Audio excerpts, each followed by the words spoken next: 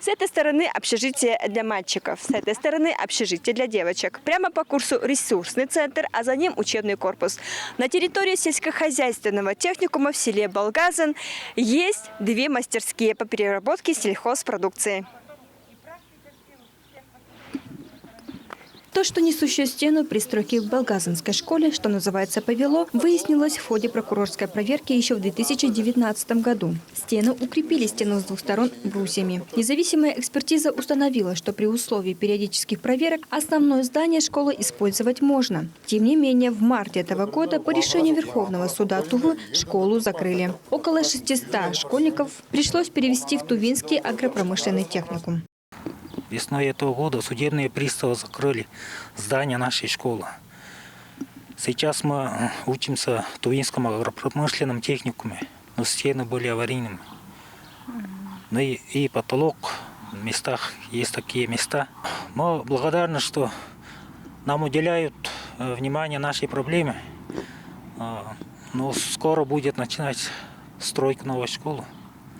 Поэтому спасибо.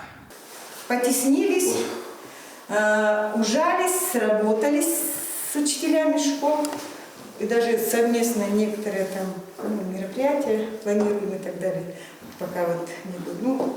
Я думаю, что как ни крути, ни у школы, ни у нас, ни у правительства, ни у нашего руководства выхода другого нет. Первая смена техникум, вторая смена школы, третья смена школы.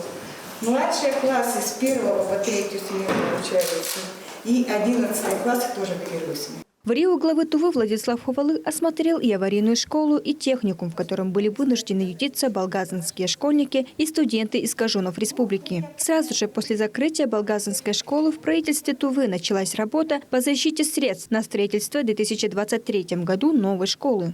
Мы уже работаем над проектом типовым с госстройзаказом и определили эту проблему в Министерстве просвещения Российской Федерации.